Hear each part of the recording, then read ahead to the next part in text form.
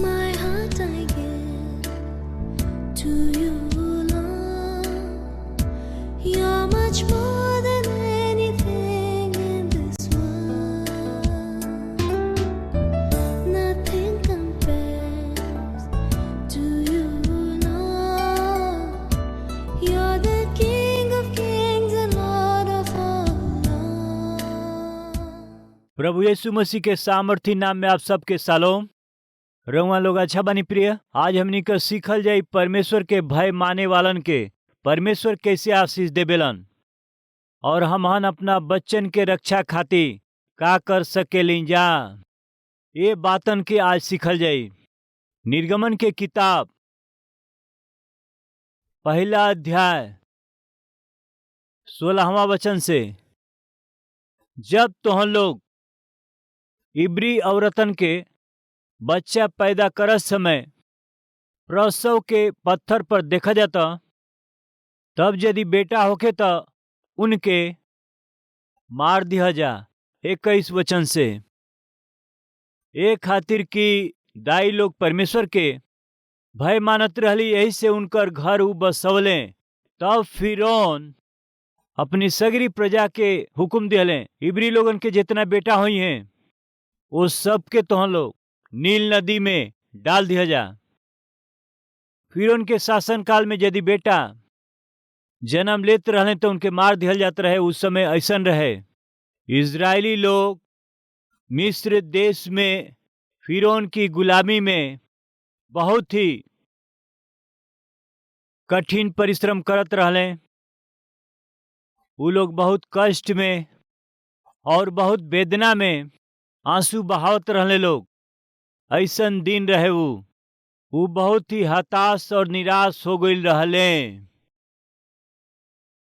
वो सोचे लगले हमन काहे जियत हई, जी के का करे के।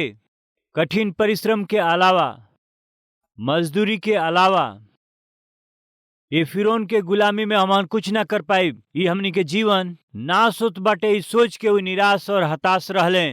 ऐसन परिस्थिति में जब जियत रहले तब फिरौन एक और आदेश दिहले, ई का हवे कि इजरायली लोगन के यदि लड़का पैदा होई तो तुरंत मार दिया जा। यह तरह से दाई लोग के वो आज्ञा दिहले।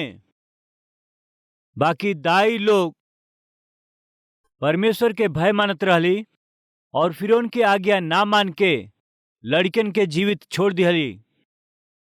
एगो सुंदर बात वहां लिखल बा, का देखल जाई। 20वां पद, यही से परमेश्वर दाई लोग के साथ में का लिखल बा, भलाई कैले। काहे कि 17 पद, बाकी वो दाई लोग परमेश्वर के भय मानत रहली, यही से मिस्र के राजा के हुक्म ना मान के लड़कन के भी जीवित छोड़ देते रहली। प्रिय ध्यान दें, मिस्र देश में रहे वाला वो दाई लोग वो राजा के भय ना मन ली। केकर भय मन ली? परमेश्वर के भय मन ली। सवाल ई बाकी आज हमनी के अपना जीवन में केकर भय माने लीजा, केकरा अधीन होखे लीजा। हमनी में बहुत से लोग संसार के, शैतान के, पाप के अधीन होके जियेलन। शैतान बैठे कही तो बैठ जाइ हैं, उठे कही तो उठ जाइ हैं। शैतान खाए कही तो खाई हैं, पिए कही तो पी हैं, मारे कही तो मरी हैं, घूमे कही तो घूमे हैं, विरोध करके कही तो विरोध करी हैं। शैतान के कहला अनुसार उ करेलन। काहे कि वह शैतान के अधीन हो जाली। प्रिय फिरौन केकरा सदृश हमें? शैतान के समान। मिस्र केकरा समान बाटे? संसार के समान बा। इस्राएली लोग केकरा समान बाटे? आज के विश्वासी लोगन के समान हवे। प्रिय हमनी के देखे लीजा कि दाई लोग फिरौन जवन शैतान के जैसे बाणन ओकरा अधीन ना भैली। फिरौन दुष्ट व्यक्ति हमें, उनकर हुकुम ना मानला से वो कुछ कर सकेलन। तब वो आज्ञा ना मनली। वो केकर आज्ञा मनली जानत हई? परमेश्वर की आज्ञा मनले। काहे मनले? काहे कि परमेश्वर के भय मानत रहली। प्रिय आज परमेश्वर के ऐसने लोग चाही जे परमेश्वर के भय मानेला। आज परमेश्वर के ऐसने लोग चाही जे परमेश्वर के भय के मानेला। लिखल बा परमेश्वर के भय मानल बुराई से घृणा कैल हवे। यदि रउआ परमेश्वर के भय के मानिला तो बुराई से रउआ बैर करब, पाप से रउआ घृणा करब और पवित्र जीवन से रउआ दूर रहब। प्रिय फिरौन के दिहल गईल पाप में अनावश्यक आज्ञा के वो ध्यान ना दिहली। काहे कि फिरौन के भय ना मानत रहली, परमेश्वर के भय मानत रहली। बुराई कैला के बदले उ लोग भलाई कैली। ई समाचार फिरौन के मालूम चल गई। यही से उ का कैले?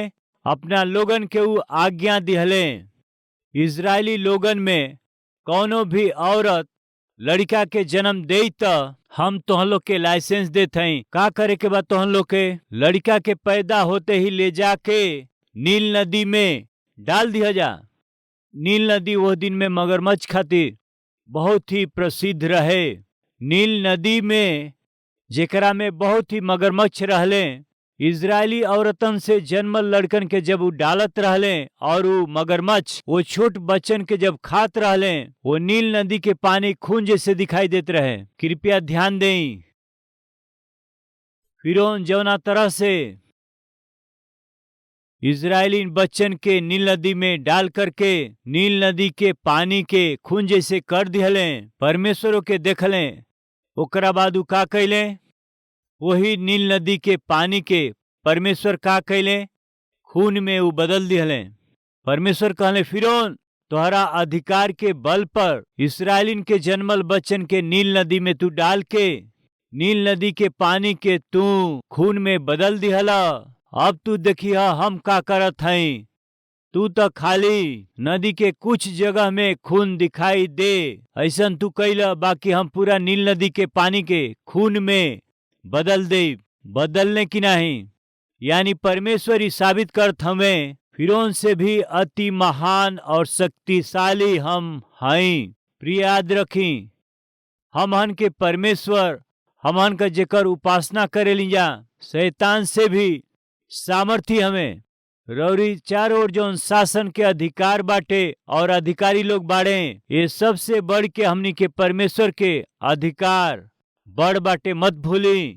प्रिय इब्रियों में लइका भइला से ओकरा से उनकर पड़ोसी हो सकेलन, सामने के घर वाला हो सकेलन, केहू हो सकेला। वो बच्चा के उठा के एकदम से नील नदी में डाल दिहला के अधिकार रहे। ऐसन भयानक दिनन में एगो लेवी वंश के पति और पत्नी वो प्रांत में उ रहत रहले।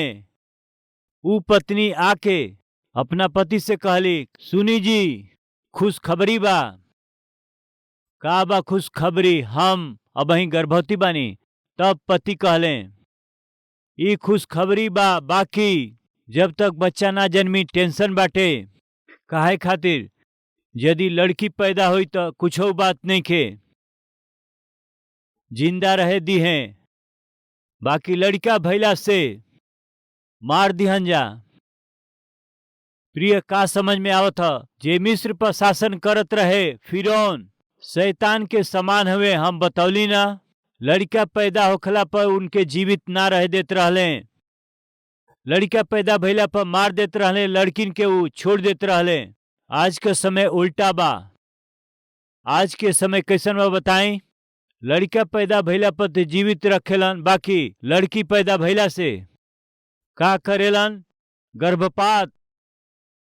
कुछ लोग कहेलन ऑलरेडी लड़की बा, दूसरी बार पता चली कि लड़की है। लड़का हुईतन तो अच्छा रही जी, पहले से दूगो लड़की बाड़ी, अब फिर से हमार पत्नी गर्भवती बाड़ी। जब जाके हम जांच करौली फिर से पता चलल कि लड़की होखे वाला बा। हमनी के लड़का चाही जी, तो का कल चाहत हव? लड़की ना चाही कितना आसानी से कहत हमें, ना चाही कहत हमें जी, तो अर्थ का ह? तीसरा लड़की के मार दिहला के फैसला कैले। एबॉर्शन एकर अर्थ जानत हई हत्या, भ्रूण हत्या। माता पिता आपसी सहमति के साथ बच्चा के ही मार दिहल दुनिया में ही ऐसे दर्दनाक मौत बाटे का? नइखे प्रिय। शैतान के स्वभाव ह केहू न केहू के मारल। ओ दिनन में त लड़कन के मारे के योजना बनौलस, ए दिनन में उ लड़किन के मारे के योजना बनावत हवे। प्रिय सुनी, उ दाई लोग जेवन वही दिन वहां रहली, हाय अपना हाथ से ये मासूम बच्चन के हमहन ना मार सकेली जा, ना होई। उ दाई लोग हमनी से ना होई। वो महतारी से जन्मल मासूम बच्चन के ना मारब जा, काहे मारी जा? जैसे ही उ लोग एगो अच्छा फैसला कैली, उ कहाँ अच्छा फैसला कैली? केकर भय मान के फैसला कैली? बताई जा। परमेश्वर के भय मान के। फिरौन कहले हम लाइसेंस देत हई, मारे खातिर उ लाइसेंस दे दिले। प्रिय ए दिनन में लोग कहला पी सकेला, पिए में बुराई नहीं खे, सरकार लाइसेंस देले बा, केहू भी पी सकेला। बार और रेस्टोरेंट खातिर लाइसेंस बा, क्लब और पब्स खातिर लाइसेंस देले बाड़े, बेविचार खातिर लाइसेंस देले बाड़े, सरकार ही लाइसेंस देले बा। गलत स्थान में जाए खातिर, गलत काम के करे खातिर, अश्लील डांस करे खातिर, बिना भय के बेविचार करे खातिर, ऐसन देश बाटे जहां लाइसेंस बा। ई कईल कोनो गलती ना ह। फिरौन लाइसेंस देले बाड़े। कुछ कंपनी में देखे लेंजा कि उ लाइसेंस देली। अधिकारी ही कहलन हमनी के मिल के पार्टी करे के, वीकेंड पार्टी। कौन पार्टी हमें? Weekend party. मिल के खाए के, मिल के पिए के। पहले खाए के, ओकरी बाद पियल, ओकरी बाद नाचल। ई सत्य है ना? बहुत से एमएनसी कंपनी में वीकेंड्स पार्टी खातिर अधिकारी ही अनुमति देलन। मंडे से फ्राइडे तक बहुत दबाव में से होके जालन, काम से बोझ से होके जालन। यही से रउआ लोग के रिलैक्स होके के बा, रिफ्रेश होके के बा। ई कह के वीकेंड पार्टीज के ऑर्गेनाइज करके मनमानी करे खातिर, मनमर्जी से पिए खातिर, मनमर्जी से घूमे खातिर, और वैसे ही मनमर्जी से अपना शरीर के अपवित्र करे खातिर पार्टी के आयोजन करेलन। ई उन्हों लोग के गलती ना लागेला, काहे कि बॉस कहत हमें घूमे के बा, अधिकारी कहत हमें खाए के बा, पिए के बा। ई सोच के ओके फायदा के रूप में लेवे वाला बहुत से लोग हमें। आज ये बात के सुने वाला भाई लोग और बहन, ऐसे ने भयानक दिन में रउआ भी पाप के प्रोत्साहित करीला का करी? उनकरा साथे यदि ना जइला से हमनी के अलग तरीका से देखिहन जा। उनकरा साथे ना पियला से हमरा साथे अलग व्यवहार करिहें। उनकरा साथे हमहू डांस ना करब तो हमरा साथे अलग व्यवहार करिहें। यही खातिर से निश्चित रूप से उन्हा लोग के साथ जाए के पड़ेला। निश्चित रूप से उनकरा साथे हमके पिए के पड़ेला। निश्चित रूप से घूमे के पड़ेला। तो उनकरा साथे एक दिन नरक में भी रउआ के जाए के पड़ी। जब रउआ नरक में तड़पत रहब, दांत के पीसत रहब, तब बोसा के ना रउआ के बचा पाई है, ना रउआ के कुछ कर सकेलन, काहे कि खुद वहां उ नरक में जरत रही हैं, तड़पत रही हैं। कृपया ध्यान दें। लोग कहलन का करी जी? अधिकारी कहत हमें और हमनों के प्रोत्साहित करत हमें। अधिकारी घूस लेत हवा, तू ले सकेला, कोनो बात नहीं खे। अधिकारी ही कंपनी के धोखा देत हमें, हमनों के धोखा सिखावत हमें, मिलके कंपनी नाश करे के कहत हमें। का करेंगे? अधिकारी ही ऐसा करत हमें। हम छोट लोग छोटा छोटा नौकरी के करत हई जा, हमन का करब? हमें का हमनी के बीच में केहू ऐसा कहे वाला लोग बोस ही करत हमें। यही से हमनों को करे के केहू कहे वाला, अपना गलती के गलत ना माने वाला केहू बाटे का बीच में। प्रिय सुनी, वो समय दाई लोग बोस के परमिशन दिहला पर भी वो गलत काम ना कैली। हमनी के आंख के सामने दिखाई देवे वाला फिरौन रूपी बॉस से बढ़ के सृष्टि पर शासन करे वाला बॉस ऊपर से देखत हमें। ये व्यक्ति अधर्मी है, दुष्ट है और वो नीच में काम के और पाप में काम के प्रोत्साहित करत हमें। बाकी परमेश्वर पवित्र हमें, यही से उनकरा नजर में हमनी के अपराधी या गुनाहगार नहीं के बने के। इस तरह से उ दाई लोग सोचली। वही दिन दाई लोग लड़कन के मार दियाला के अधिकार मिलला पर भी ना मरली। काहे जानत हई? भय मानत रहली। केकर भय मानत रहली? परमेश्वर के भय मानत रहली। यही से परमेश्वर का कैले देखे के सुंदर बात बा। यही से परमेश्वर दाई लोगन के साथ में भलाई कैले। जे लोग परमेश्वर के भय के मानेला परमेश्वर उनके भलाई करेलन और उ लोग बढ़ के बहुत ही सामर्थी हो गईले। एक खातिर से कि दाई लोग परमेश्वर के भय मानत रहली, यही से उन्हन लोग के घर के बसावले। प्रिय लोग, मत मारी। लड़की भइल बा, फिर से लड़की भइल बाड़ी, उनके ऑपरेशन करावे के बा। ऐसे मत सोची। ई धाई लोग राजा के आदेश दिहला पर भी वो मासूम बच्चन के ना मरली। ऐसे ना मार के वो बच्चन के जीवित रह दिहला से हाँ, परमेश्वर उन्हन लोग के आशीष दिले। माता पिता मत मारी, बच्चन के मत मारी। रउआ परमेश्वर के इच्छा के मानव तो आशीष जरूर पाई। प्रिय, कई बार माता पिता कहलन एक ही लड़का के पालल मुश्किल हो गइल बा, फिर से एगो और लड़की भइला से हम ना पाल पाई। अब ही हमनी के 2 लड़की बाड़ी, अब एगो और लड़की हुई तो उनके पढ़ावे के बा, लिखावे के बा, उनके पाले के बा, पोसे के बा, शादी करे के बा। ये बहुत ही खर्चीला बाटे। यही से ही हमनी से ना होई ई सोच के उनके मारे के कोशिश मत करी। यदि रउआ परमेश्वर के हुक्म मानब तो परमेश्वर रउआ के बढ़ा करके रउआ के बहुत सामर्थी कर दी हैं और ई घर के ऊ बसा दी हैं। मत भूली। प्रिय, ऐसन भयानक दिन में, भयानक विपत्ति के दिनन में एगो लेवी परिवार में सोचत रहले लड़की हुई तो अच्छा हुई, लड़की हुई तो अच्छा हुई। इस तरह से एगो आशा के साथ तू जियत रहले। ऐसे ही रउआ लोग सोचिला कि लड़का हुई तो अच्छा बा। कई बार लोग हमारा पास आके कहेलन लड़का होके ऐसन प्रार्थना करी, का लड़की हुई तो का बुरा बाटे, पहले से एगो लड़की बाड़ी, लड़का होके रउआ प्रार्थना करी। प्रिय, अब हमके का प्रार्थना करे के बा? प्रभु बेटा देई, ई कह के प्रार्थना करी। हम निश्चय ए तरह से प्रार्थना करब कि प्रभु राउर जवन इच्छा बाटे उहे देई। नहीं भैया, परमेश्वर के इच्छा के अनुसार नहीं, हमनी के इच्छा अनुसार। केकरा इच्छा के अनुसार? कृपया ध्यान दें। परमेश्वर जवन महान ज्ञानी हमें रउआ के दूसरी संतान लड़की दिहला से आनंद से ग्रहण करी। काहे कि परमेश्वर के पता हुए बेटा दिहला से उ का करी है, कैसे उ रउआ खातिर मुसीबत बनी है, कैसे उ रउआ खातिर दुख दी है। प्रिय, रउआ का जानत हई? सब कुछ जाने वाला हमनी के प्रभु यीशु मसीह हमें। उ परमेश्वर रउआ के दूसरा बेटी या तीसरी बेटी के देत हमें तो आनंद से ग्रहण करी, काहे कि उ परमेश्वर के उपहार है। हमार प्रभु यीशु मसीह केहू के भी बोझ लागे ऐसन उपहार केहू के ना दी हैं।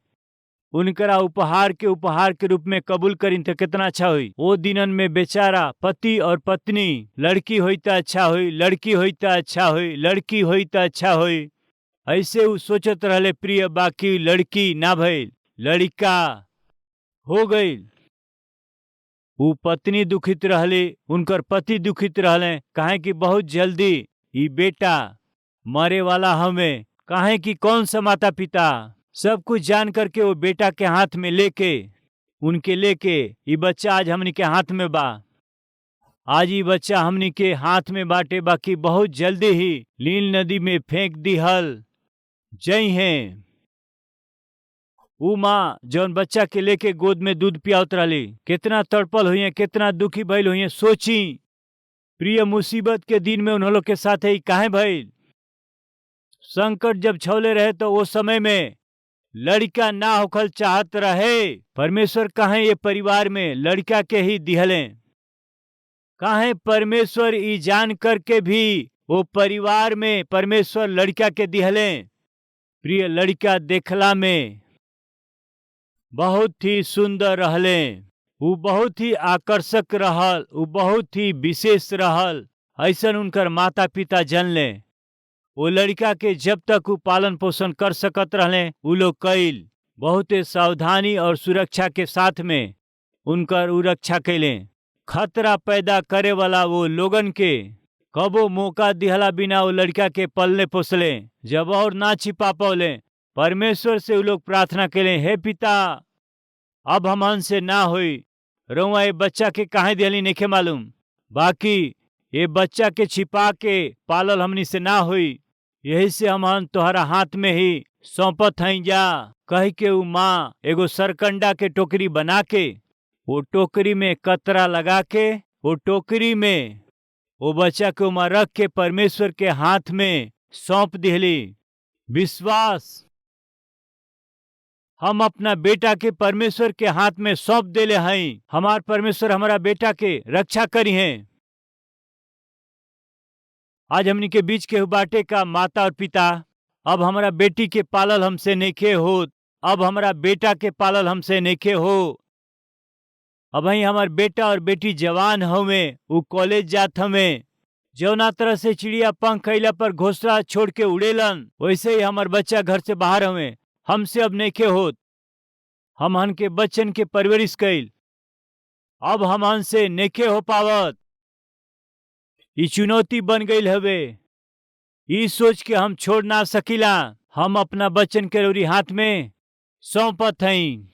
प्रिय उ महतारी का कैली, सरकंडा के टोकरी बना करके उमा उ कतरा लगा दिहली, ताकि उमा नील नदी के पानी जौन बच्चा खातिर खतरा रहे, वो सरकंडा के टोकरी में पानी प्रवेश ना कर सके। वो टोकरी में अलकतरा लगा के बच्चा के उमा रख के नील नदी में डाल दिहली। ई हमनी के का सिखावेला, नील नदी संसार के समान बाटे। हमनी के बच्चन के संसार में रहे के पड़ी, बाकी हमहन के बच्चन में संसार के आवे के जरूरत नहीं के। प्रिय भाई और बहन लोग, बच्चा जब स्कूल में जालन, रौरी पास ही वो रहेलन। फिर जब 12वीं में जालन, रौरे पास में रहेलन। फिर डिग्री के पढ़ाई, ओकरा बाद यूनिवर्सिटी, ओकरा बाद और ऊंचा शिक्षा, दूसरा प्रांत, दूसरा देश, दूसरा शहर में जाए के पड़ेला। यह तरह से उनके जाए के पड़े तो माता पिता के रूप में रउआ का करब, ऐसे ही करे के बा। उनके छोड़े के बा, उनकरी पढ़ाई खातिर या उनकरा भविष्य के निर्माण खातिर उनके छोड़े के पड़ी। उन्हन लोग के छोड़ समय में मूसा के महतारी जैसे कैली, वैसे ही एगो माँ के करे के बा। उ कहली, पिता, हमरा बेटा के छोड़े के समय आ गइल बा, हम इनके छोड़त हई, बाकी ये सरकंडा की टोकरी में अलकतरा लगा के छोड़त हई।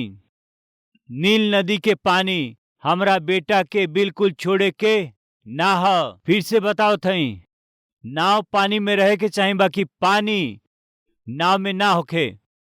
कलिसिया के संसार में रहे के बा, बाकी कलिसिया में संसार के प्रवेश नहीं करे के। हमहन के बच्चन के संसार में रहे के बा, बाकी हमहन बच्चन के अंदर संसार के प्रवेश करे के इजाजत नहीं के। प्रिय का कैली माँ, उनकरा बेटा के जीवन में नील नदी के पानी प्रवेश ना कर सके, उचित सावधानी उलिहली। उ का वो सरकंडा के टोकरी में उ राल लगौली, ओकरा से का भइल, नील नदी के पानी वो टोकरी में आके वो बच्चा के कोनो प्रकार के हानि ना कर सके।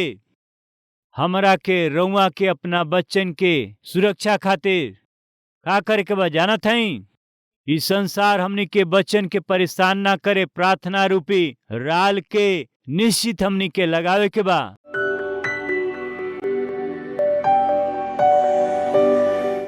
महान पवित्र प्रेमी हमहन के पिता परमेश्वर, स्वर्ग के सिंहासन के रउआ छोड़ के हमहन के बीच आवे खातिर और धन्यवाद, स्तुति और प्रशंसा करत हई पिता, और प्रार्थना करत हई जा रौरी चरण में निवेदन करत हई, कृपया हमनी के हृदय के डर के रउआ दूर करी पिता।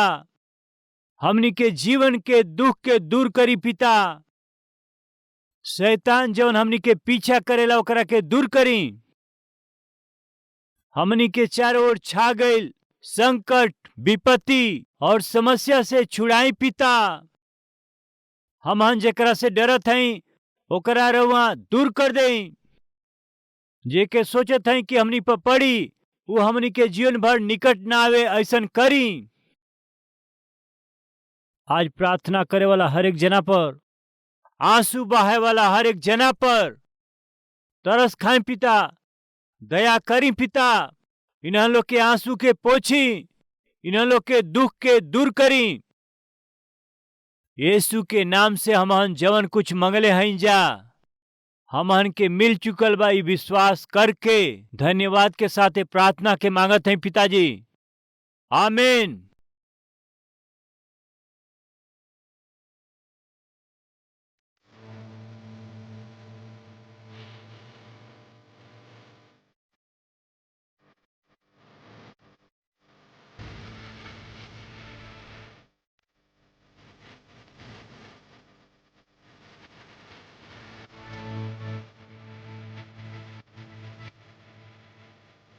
प्रभु में अति प्रिय भाई और बहन, रउआ सबके सालोम। रउआ अच्छा है। कलवरी आवाज 2003 में शुरुआत भइल और आज 2023 के 20 बरिस हो चुकल बा। प्रिय रउआ ये टीवी प्रोग्राम से प्रेम कैली, प्रोत्साहित कैली, प्रार्थना कैली और उतने नहीं अपना भेंट के जरिए रउआ सब मदद कैली। यही से हम रउआ सबके पूरा दिल से धन्यवाद करत हई। आज एक कार्यक्रम के जरिए हजारों और करोड़ों लोगों तक जीवित परमेश्वर के अद्भुत सुसमाचार के पहुंचावे खातिर रउरी जरिए कैल गई मदद खातिर हम दिल से धन्यवाद देत हई। और यही समय हमनी कही कलवरी आवाज के कार्यक्रम भोजपुरी में ही ना, भारत देश में बोले वाली हर एक मुख्य भाषा में प्रभु यीशु मसीह के सुसमाचार के हम पहुंचा सकें परिश्रम करत हई। वैसे ही हर महीना लगभग 650 टीवी कार्यक्रम के प्रसारित करत हई जा।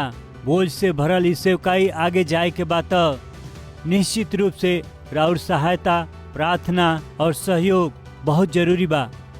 एगो कार्यक्रम के प्रसारण खातिर अनेक चैनल के माध्यम से 20,000, 30,000, 40,000, 50,000 तक एगो कार्यक्रम खातिर खर्चा करे के पड़ेला। प्रभु यदि रउआ के अगुवाई करें तो ये टीवी कार्यक्रम के मदद करे खातिर रौरी मन में बोझ दिहला से निश्चय प्रार्थना करके ये सेवकाई के मदद करी। हम चाहत हई प्रिय हैदराबाद में हर शनिवार के होखे वाला स्पॉन्सर मीट में रउआ शामिल होके रौरी परिवार की ओर से एगो टीवी कार्यक्रम के सहायता कैला के जरिए सुसमाचार के लाखों लोगन तक पहुंचाई। हम विनती करत हई प्रिय ये हफ्ता में परिवार में केहू को जन्मदिन बाका या परमेश्वर रौरी जीवन में कोनो शुभ काम कैले हमें का, रौरी प्रार्थना के जवाब देले हमें का, देले हुआ का रउआ धन्यवादी होके कलवरी आवाज के मदद करब या परमेश्वर संतान के आशीष दिले, नामकरण करे के होखे, अक्षर अभ्यास करे के हो, अन्न सेवन करे के होखे, ये शुभ काम के हमारा हाथ के जरिए रौरी बच्चन के जीवन में करवावे के आशा करत हई। तो शनिवार के कलवरी के आवाज के सहायता करके रौरी जीवन के शुभ काम के हमारा साथे खुशी मनावे खातिर रउआ सबके हम प्रेम से स्वागत करत हई। यानी हमारा परिश्रम में रउआ सहभागी होके अपना खुशी के बांटी, रौरी खुशी में हम सहभागी होके रौरी खुशी के पूरा करे के बा। दिल से चाहत हम ये अद्भुत परमेश्वर के सुसमाचार के संसार के पहुंचावे के प्रक्रिया में रौरी प्रार्थना और उत्साह के चाहत हम प्रभु में राउर प्रिय सतीश कुमार।